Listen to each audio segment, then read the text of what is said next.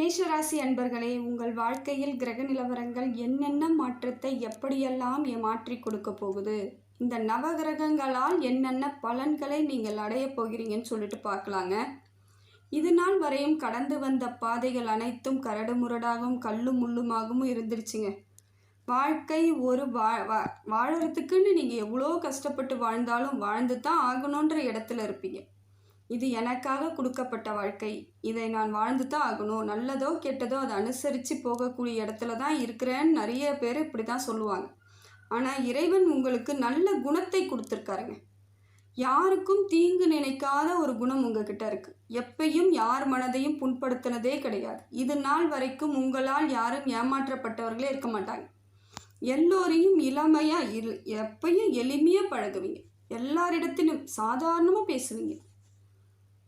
எவ்வளவு உச்சத்தில் இருந்தாலும் அவங்க எவ்வளோ உச்சத்தில் இருந்தாலும் அதை பெருசாக எடுத்துக்க மாட்டேங்க. அந்த பொருள் பணம் அதற்கு நீங்கள் மதிப்பளித்ததே கிடையாது. மனித நேயத்திற்கும் மனிதனுக்கும் தாங்க மதிப்பளிச்சிருப்பீங்க. இதெல்லாம் உங்களுக்கு இயற்கையான கொடுக்கப்பட்ட குணங்கள், கடவுளால் கொடுக்கப்பட்ட குணங்கள். இந்த நல்ல குணத்துக்கு இறைவன் எப்பொழுதும் உங்கள் பக்கத்திலே துணையாக இருந்துட்டுருக்காருங்க. இப்படிப்பட்ட மேஷராசிக்கு உங்கள் கிரக நிலவரம் எப்படி இருக்குன்னு சொல்லிட்டு பார்க்கலாங்க. உங்களோட ராசிநாதன் யாருன்னு பார்த்தீங்கன்னா செவ்வாய்ங்க.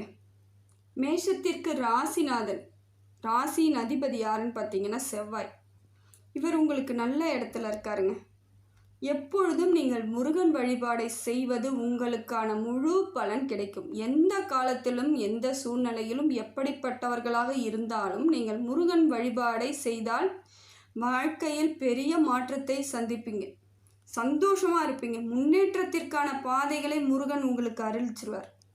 அந்த அளவுக்கு உங்களுக்கு ராசிநாதன் செவ்வாய் பகவான் இருக்கும் பொழுது முருகனை கெட்டியமாக பிடிச்சிக்கணும். இது மட்டும்தான் நீங்கள் ஒரு நினப்பில் இருக்கணும். வேறு அடுத்த தெய்வங்கள் அப்புறம் பார்த்துக்கிட்டாலும் முதன்மையாக நீங்கள் வேண்டிக்கிறது எந்த சாமியாக இருக்கணும்னு பார்த்தீங்கன்னா முருகன் கடவுளாக தான் இருக்கணும். முருகக் கடவுள் எப்பொழுதும் உங்களுக்கு துணையாக வருவார். செவ்வாய் பகவான் உங்களுக்கு நல்ல இடத்துல இருக்காருங்க. இது நாள் வரை இருந்து வந்த சின்ன சின்ன பிரச்சனைகள், கவலைகள் எல்லாம் தீரப்போகுதுங்க. அதே போல் ரத்த சம்பந்தப்பட்ட உறவுகளும் உங்களிடம் இணையறதுக்கு வாய்ப்புகள் இருக்குது. புது உறவுகள் ஏற்படும். எப்பயுமே சண்டை போட்டுக்கிட்டு சச்சரவாக இருந்தவங்க கூட இப்போ உங்ககிட்ட அனுசரணையாக நடந்துக்குவாங்க. எல்லாம் சரியாயிடும், எல்லாம் சரியாயிடுச்சு அப்படிங்கிற எண்ணம் உங்களுக்கே வரும். இறைவன் உங்கள் பக்கத்தில் இருக்கார். அதனால தான் செவ்வாய் உங்களுக்கு நல்ல யோகத்தை கொடுக்கும் பொழுது நிறைய மாற்றம். வீடு வாங்கிறது, மண் வாங்கிறது, இடம் வாங்கி வீடு கட்டுவது, இல்லை வீட்டை புதுப்பிப்பது, வண்டி வாகனங்கள் வாங்குவது, இது எல்லாமே உங்களுக்கு நடக்கக்கூடிய அம்சத்தில் இருக்குது. இருந்தாலும் பார்த்து நிதானமாக நீங்கள் கையாளும் விதம், பணத்தை கையாளும் விதம் மட்டும் பொறுப்பாக இருந்துக்கணும். இது ரொம்ப பொறுப்பான காலத்துக்குரிய இடத்துல இருக்கிறீங்க. ரொம்ப பொறுப்பாக இருக்கணும். கொஞ்சம் கூட விரயத்தை ஏற்படுத்திக்காத அளவுக்கு இருக்கணும். கெட்டியமாக இருக்கணும். தைரியமாக செலவு பண்ணணும். ஆனால் நிதானமாக செலவு பண்ணணும். எடுத்தன் கவுத்தன் எந்த முடிவும் எடுக்கக்கூடாது. இப்போ இருக்கிற காலகட்டம் இதுதான் உங்களுக்கு சொல்கிறது. அடுத்தது பார்த்திங்கன்னா குரு பகவானும் உங்களுக்கு நல்ல இடத்துல இருக்காருங்க. நிறைய மாற்றத்தை ஏற்படுத்தி கொடுக்குறார். குரு பகவான் உங்களுக்கு நல்ல வளர்ச்சி ஏற்படுத்தி கொடுக்குறார். பொருளாதார வளர்ச்சி, தொழில் வளர்ச்சி. இது நாள் வரைக்கும் விற்கவே இல்லை, பொருள் அப்படியே இருக்குது, மந்த நிலையிலே இருக்குது, என்ன பண்ண போகிற அப்படின்றவங்களுக்கு மாறுதல் கிடைக்கும். வியாபாரத்தில் நல்ல மாற்றம் கிடைக்கும். முன்னேற்றமாக இருக்கும். உங்களோட படிப்பு நல்லா இருக்கும். மேஷராசி பிள்ளைகள் நல்லா படிப்பாங்க, தெளிவாக படிப்பாங்க, எளிமையாக படிப்பாங்க. இவங்களுக்கே புரியும். இவ்வளோ நாளாக நமக்கு இத்தனை வாட்டி படித்தோம், நமக்கு ஏன் இன்னும் சரியாக வரல, ஆனால் இப்போ தன்னால் ஒரு வாட்டி தான் படிக்கிறோம், நல்லா படிக்கிறோம் அப்படிங்கிற எண்ணம் ஏற்படும். நிதானமாக இருப்பீங்க. அதே போல் திருமணம் ஆகாதவர்களுக்கு திருமணம் யோகம் உண்டாகுது. ஆனால் சுய ஜாதகத்தை நீங்கள் ஒரு முறை பார்த்துக்கணும். குரு பலன் எந்த இடத்துல இருந்து திருமண பாக்கியத்தை கொடுக்குறாருன்னு பார்த்துட்டிங்கன்னா அது சரியான அமைப்பாக இருந்தால் பண்ணிக்கோங்க. இல்லைன்னா நிச்சயமாக திருமணம் இப்போ பண்ண வேணாம், கொஞ்சம் காலம் கிடக்கட்டும். எனக்கு வயசாயிடுச்சுங்க என்ன பண்ணுறதுன்னா பாருங்கள், அது கரெக்டாக இருந்துடுச்சுன்னா இப்போ திருமணம் யோகம் உங்களுக்கு உண்டாயிடும். கவலைப்படாதீங்க. குழந்தை பாக்கியம் உண்டாகும். கணவன் மனைவியிடையே ஏதாவது வாக்குவாதம்லாம் வருதுன்னா கொஞ்சம் விட்டு கொடுத்து போங்க. நிறைய வாய்ப்பு இருக்குது. சின்ன சின்னதாக ஏதாவது பேசுகிற மாதிரி இருக்கும். அது பெரிய விஷயமா ஆக்கக்கூடாது. அந்த இடத்தோடு முடிச்சுக்கிறதுக்கு முடிவு பண்ணுங்கள். பெரிய விஷயமா எப்பயும் ஆக்கிடாதீங்க. இது வாழ்நாள் முழுக்க ஒரு கஷ்டத்தை ஏற்படுத்திடும். நீண்ட கால பிரச்சனையாக ஆக்கிடும். அதனால் பார்த்துக்கோங்க. சூரியன் கொஞ்சம் சரியில்லாமல் இருக்காருங்க உங்களுக்கு. பார்த்து நிதானமாக இருக்க வேண்டிய சூழ்நிலைக்கு இப்போ வந்திருக்கீங்க. ஏன்னா நவகிரகங்களின் தலைவன் யாருன்னு பார்த்தீங்கன்னா சூரிய பகவான். அப்படி இருக்கும் பொழுது கொஞ்சம் ஜாக்கிரதையாக இருக்கணும். அசால்ட்டாக விட்டுறக்கூடாது. அவர் கொஞ்சம் நமக்கு சரியில்லை, ஏதோ ஒரு இடத்துல பகையான இடத்துல அமர்ந்திருக்காருன்னும் பொழுது ஜாக்கிரதையாக இருக்கணும். எப்படின்னு பார்க்குறீங்களா? வேலை செய்யும் இடத்தில் ஜாக்கிரதையாக இருக்கணும். உங்கள் பேரில் பழி வர்றதுக்கு வாய்ப்புகள் இருக்கும். தேவையில்லாத வீண் பழிகளையும் வீண் செலவுகளையும் செய்கிற மாதிரியான சூழ்நிலையை ஏற்படுத்தி விட்டுருவார். விரயத்தையும் ஏற்படுத்திடுவார். ஜாக்கிரதையாக இருக்கணும். நீங்கள் செய்கிற வேலையை நீங்கள் மட்டும்தான் செய்யணும், அடுத்தவங்க கிட்ட கொடுக்கக்கூடாது. அடுத்தவங்க வேலையும் நீங்கள் வாங்கி செய்யறதுக்கு முயற்சியே பண்ணாதீங்க. அது வேண்டான்னு விட்டுடுங்க. அதெல்லாம் இருக்கும் பொழுது மாறுதல் கிடைக்கும். இல்லையா தேவையில்லாத பழி பாவத்துக்கு ஆளாகக்கூடிய சூழ்நிலை ஏற்படும். பேரை கெடுத்துக்குவாங்க. ஒரு சிலவங்க இதை மாதிரிலாம் பண்ணி பேர் கெட்டு போயிடும். அது தவறாக போயிடும். குடும்பத்திலையும் பிரச்சனை ஏற்பட்டுடும். நிறைய சங்கடங்கள் அப்புறம் சந்திக்க வேண்டிய சூழ்நிலையில் அமைஞ்சிரும். அதனால் சூரியன் கொஞ்சம் சரியாக இல்லாத பொழுது உங்கள் வேலை எந்த வேலையோ அதை மட்டும் செஞ்சுக்கிட்டே போயிட்டே இருங்க. உங்கள் கடமையை செஞ்சுக்கிட்டே இருங்க. எல்லாமே சரியாயிடும். கால நேரம் மாறும் பொழுது அனைத்தும் சரியாயிடும். குலதெய்வத்தை மட்டும் வழிபாடு பண்ணுங்க. முடிந்த வரைக்கும் அப்பப்போ குலதெய்வ கோயிலுக்கு போயிட்டு வாங்க. ஏன்னா அந்த பவர் கொஞ்சம் குறையுதுன்னும் பொழுது உங்களுக்கு பிரச்சனை வர ஆரம்பிக்குதுன்னு அர்த்தம். அந்த பவர் அப்படியே வச்சுட்டு இருந்தீங்கன்னா பிரச்சனைகளை தவிர்த்தலாம். குலதெய்வம் சப்போர்ட் பண்ணால் போதுங்க, நமக்கு முக்கால்வாசி பிரச்சனையை தீர்த்து வச்சிடும். அதனால் முடிந்த வரைக்கும் குலதெய்வத்தை எப்பயும் வணங்கிக்கிட்டே இருங்க. சந்திரன் நல்ல இடத்துல இருக்காருங்க உங்களுக்கு. சந்திரனால் நிறைய மாற்றம் வருது. இவ்வளோ நாள் மன உளைச்சல் சஞ்சலம் எல்லாம் இருந்துச்சு இல்லைங்களா? இப்போ அது தடுக்குது. ஏன்னா இப்போ இருக்கிற சூழ்நிலைக்கு உங்கள் மனசு தெளிவாக இருந்தால் தான் எதையாக இருந்தாலும் நீங்கள் சரி பண்ணக்கூடிய இடத்துல இருப்பீங்க. இல்லைன்னா மாட்டிக்குவீங்க. பார்த்துக்கோங்க. இப்போ உங்களுக்கு தெளிவான அமைப்பை சந்திர பகவான் கொடுக்குறார். தெளிவாக இருந்துக்கோங்க. எந்த விதத்துலேயும் மனசை போட்டு குழப்பிக்காதீங்க. எல்லாத்துக்கும் ஆசைப்படாதீங்க. எதை பார்த்தாலும் ஆசைப்படுற மாதிரி தோணும். எது கிடைக்கும், எது வரும், நம்ம பார்த்துக்கலாம், நம்ம செஞ்சிடலாம் அப்படிங்கிற உறுதியான முடிவு எடுக்காதீங்க. உங்களால் என்ன முடியுன்றதை பார்த்தா தான் அடுத்து என்ன செய்யலான்னு தோணும். அதனால் எதை வேணாலும் செய்யலாம் அப்படிங்கிற எண்ணத்தை முதல்ல தவிர்த்துருங்க. ஆசை வரும். ஆசையை ஏற்படுத்தி விடுவார் சந்திர பகவான். அதை செய்யலாம், இதை செய்யலாம், அதை பார்க்கலாம், அதை பண்ணிவிடுவோம், எல்லாம் வில்லா அப்படியே வில்லா வளைச்சிருவோம் அப்படிலாம் நினைக்க தோணும். ஆனால் நம்மளால் அந்த வில்லை தூக்கக்கூட முடியாது இல்லையா? அந்த சூழ்நிலையை பார்த்துக்கிட்டு நமக்கு என்ன முடியும், நம்மளால் என்ன தகுதின்னு யோசிச்சு செஞ்சீங்கன்னா அங்கே பிரச்சனை வராது. மன சஞ்சலமும் ஏற்படாது. தெளிவான முடிவுகளை நீங்கள் தான் எடுக்கணும். சுக்கிரன் உங்களுக்கு நல்ல அமைப்பில் வராருங்க. பொருளாதார ஏற்றம் ஏற்படுங்க. பொருளாதார வளர்ச்சி கிடைக்கும். இது நாள் வரைக்கும் தடைப்பட்டிருந்தது எங்கெல்லாமோ கொடுத்துருப்பீங்க, வராது. இல்லை வர வேண்டிய பணம் வராது. சம்பளம் பாக்கியே நிறைய பேருக்கு வராமல் இருக்கும். இப்போ அதெல்லாம் வர்றதுக்கான வாய்ப்புகள் இருக்குது.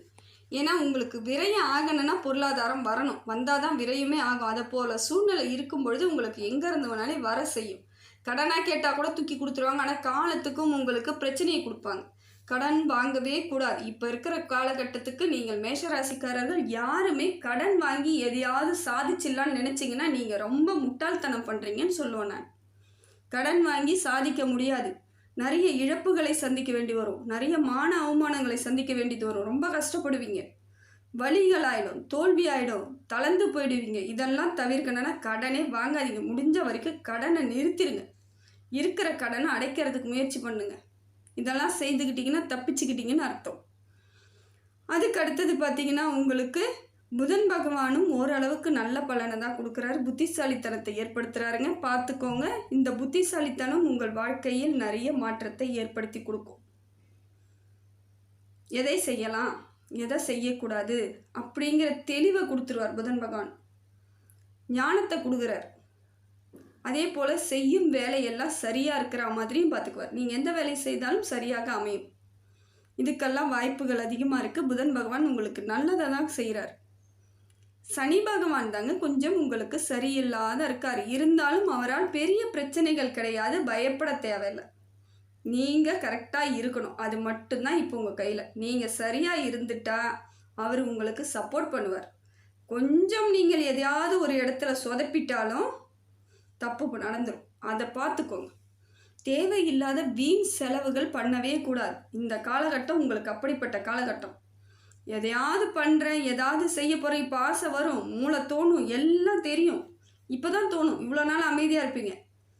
திடீர்னு ஒரு சிந்தனை, இதை பண்ணிடுவேன் அதை பண்ணிடுவேன் அந்த வேணும் இது வேணும்னு உங்களுக்குள்ள ஒரு எண்ணங்கள் ஏற்படும். அதெல்லாம் பார்த்துக்கோங்க. அதெல்லாம் சனி பகவானால் கொடுக்கறது. எப்படியாவது பொருளாதாரத்தை வெளியே எடுக்கணும்னு முயற்சி பண்ணுறாரு. முடிந்த வரைக்கும் எடுக்காதீங்க, உள்ளேயே வச்சிருங்க.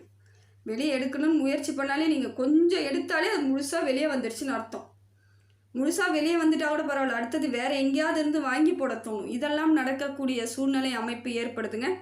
ஜாக்கிரதையாக இருங்க மேஷராசிக்காரர்கள். இந்த ஒரு குறிப்பிட்ட காலங்கள் மட்டும் அமைதியாகவும் நிதானமாகவும் இருப்பது உங்கள் கையில் தான் இருக்குது. அவசரப்பட்டுறாதீங்க. எந்த முடிவாக இருந்தாலும் அவசரப்பட்டு எடுக்கவே கூடாது. அதே போல் குடும்பத்துக்கிட்ட கடன்னு இருக்கக்கூடாது. சாதாரணமாக ரிலாக்ஸாக இருங்க. எரிச்சலாக இருக்காதீங்க, டென்ஷனாக இருக்காதீங்க. காலம் இருக்குது, நமக்கு எல்லாத்தையும் சாதிச்சுக்கலான்ற தெளிவு ஏற்படணும். இன்றைக்கே சாதிக்கணுன்றா போல் கோவப்படாதீங்க, சரியாக போயிடும்.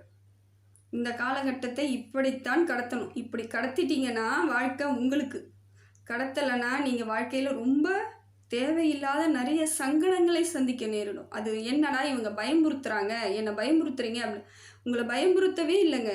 பயமே இல்லாமல் நீங்கள் நிம்மதியாக சந்தோஷமாக வாழ்க்கையை நடத்தணும்னு தான் நான் சொல்கிறேன். நிறைய பேரோட வாழ்க்கை இப்படி தான் போயிருக்கு.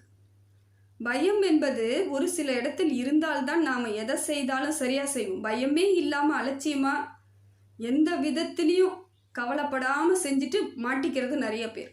அதனால் ஒரு சின்ன பயம் இருக்கிறதும் தப்பு இல்லை. இருந்தாலும் அதுக்காக பயந்துக்கிட்டு நான் எதுவுமே செய்ய மாட்டேன்னு சொல்கிறதும் அறியாமை. உங்களை பயமுறுத்தலை உறுதியாக இருக்கிறதுக்கு தப்பிச்சுக்கிறதுக்கு உங்களுக்கு வழி சொல்கிறேன். என்னால் முடிஞ்சது ஒரு சாதாரணமாக சொல்லிட்டு போயிட்டே இருக்கலாம் பாருங்கள். அதை நீங்கள் கேட்டுக்கிட்டால் நீங்களும் சாதாரணமாக போயிட்டே இருந்துட்டிங்கன்னா வாழ்க்கையில் ஜெயிச்சிருவீங்க. உங்களோட நல்ல எண்ணத்துக்கு நீங்கள் நல்லா இருக்கணும், நல்லா இருப்பீங்க. இதுக்காக தான் நான் பாடுபடுறேன், வேறு ஒன்றும் கிடையாது. பெரிய விஷயங்கள் கிடையாதுங்க. இதனால் பயப்படாதீங்க. அதே போல் தினமும் காக்கைக்கு உணவு வைங்க, சரியாக போயிடும். எள்ளு போட்டு வைத்தாலும் சரி, வெள்ளை சாதமாக எடுத்துகிட்டு போயிட்டு வச்சாலும் சரி, உங்களால் முடிஞ்சதை செய்யுங்க. அதே போல் இனிப்பு ஐட்டம்லாம் வைக்கலாம். காக்கைக்கு இனிப்பு கொடுங்க, சாப்பிடுவார்.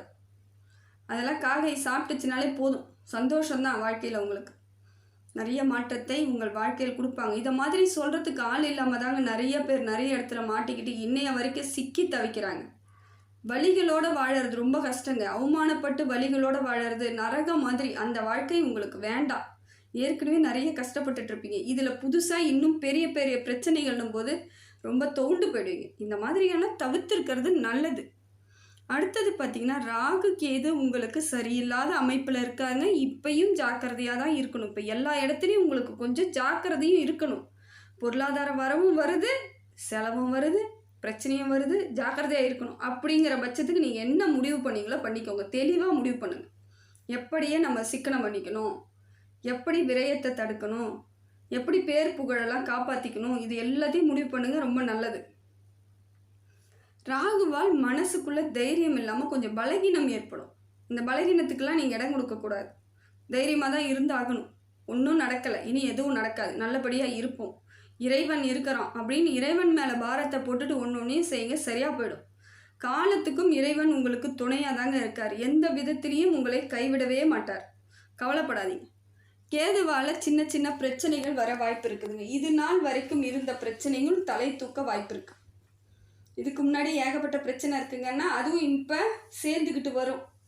சமாளிக்கணும், கொஞ்சம் நிதானமாக இருக்கணும், சமாளித்து தான் ஆகணும். வாழ்க்கையை சமாளிக்க பழகிட்டா போதுங்க, ஜெயிச்சிடலாங்க. ஒரு நாள் நமக்கான காலம் வரும். இது எல்லாமே ஒரு பாடம் தான், ஒரு பக்குவம் தான் உங்களுக்கு. இந்த பக்குவம் கிடைச்சிட்டா ஜெயிக்கிறதுக்கான வழிவகை சீக்கிரமாக இருக்குது. அதே போல் ஏற்கனவே இருந்த பகைகளும் வரும். இந்த காலகட்டத்தை மட்டும் நீங்கள் சரியாக பயன்படுத்திக்கிறது உங்கள் கையில் தான் இருக்குது, வேறு வழி கிடையாது. இதெல்லாம் நீங்கள் சரி பண்ணித்தான் ஆகணும். உங்களால் முடியும், எதுவுமே முடியாதுன்னு கிடையாது. கொஞ்சம் நிதானமும் அமைதியும் இருந்தால் எதை வேணாலும் நீங்கள் சாதிப்பீங்க. அப்படிப்பட்ட திறமைசாலிகள் தான் நீங்கள். ஒன்றும் தெரியாதவர்களோ இல்லை ஒன்றுமே புரியாதவர்களோ கிடையாது. பிரச்சனைன்னு வரும்போது அது நிதானத்தை இழக்கும் பொழுது தான் உங்களுக்கு ஒன்றும் புரியாது. நிதானமாக இருந்துருங்க. எல்லாமே உங்கள் பக்கம்தான் இருக்குது. சாதகமான அமைப்பு தான். நல்லது நடக்கும், வெற்றி கிடைக்கும். நினச்சிக்கோங்க. எல்லாத்தையும் நம்ம பார்த்துக்கலாம், சரி பண்ணிக்கலாம். இறைவன் இருக்கிறான். இறைவன் மேலே நம்பிக்கையோடு இறை மேலே பாரத்தை போட்டுட்டு உங்கள் செயல்பாடை பண்ணுங்கள். எல்லாமே ஜெயம்தாங்க. எந்த காலகட்டத்திலையும் எப்பயும் உங்களுக்கு பெரிய பிரச்சனைகள் வராது. நிஜமான சொல்கிறேன். நீங்கள் நிதானமாக மட்டும் இருந்துட்டா போதும். பயமே இல்லாமல் வாழலாம். வாழ்நாள் முழுக்க நீங்கள் நிம்மதியாக தைரியமாக சந்தோஷமாக இருக்கணும். நல்லா இருப்பீங்க, கவலைப்படாதீங்க. இறைவனோட அனுகிரகம் எப்பொழுதும் மேஷராசிக்கு இருந்துக்கிட்டே இருக்குங்க.